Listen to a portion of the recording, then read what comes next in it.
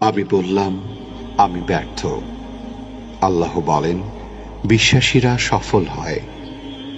আমি বললাম, আমার জীবনে অনেক কষ্ট। আল্লাহ বলেন, নিশ্চয়ই কষ্টের সাথে আছে স্বস্তি। আমি বললাম, আমাকে কেউ সাহায্য করে না। আল্লাহ বলেন, মুমিনদের সাহায্য করা আমার দায়িত্ব। আমি বললাম, আমি দেখতে খুবই কুৎসিত। আল্লাহ বলেন, আমি মানুষকে সৃষ্টি করেছি সুন্দরতম আকৃতিতে। আমি বললাম, আমার সাথে কেউ নেই।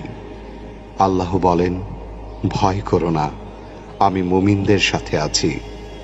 আমি বললাম, আমার পাপ অনেক বেশি। আল্লাহ বলেন, আমি তওবাকারীদের ভালোবাসি।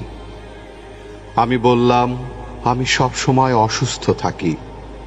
আল্লাহ বলেন, আমি কোরআনকে রোগের নিরাময় হিসাবে পাঠিয়েছি। আমি বললাম, এই দুনিয়া আমার ভালো লাগে না। আল্লাহ বলেন, তোমার জন্য পরকাল, ইহকাল অপেক্ষা শ্রেয়। আমি বললাম, বিজয় অনেক দূর। আল্লাহ বলেন, আমার সাহায্য একান্তই নিকটবর্তী। আমি বললাম, আমার জীবনে খুশি নেই।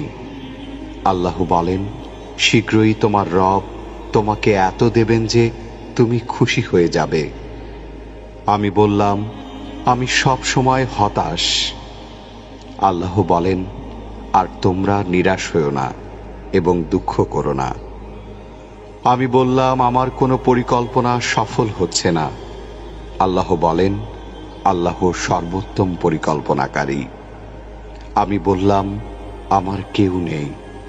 আল্লাহ বলেন, যে ব্যক্তি আল্লাহর উপর ভরসা করে তার জন্য আল্লাহই যথেষ্ট।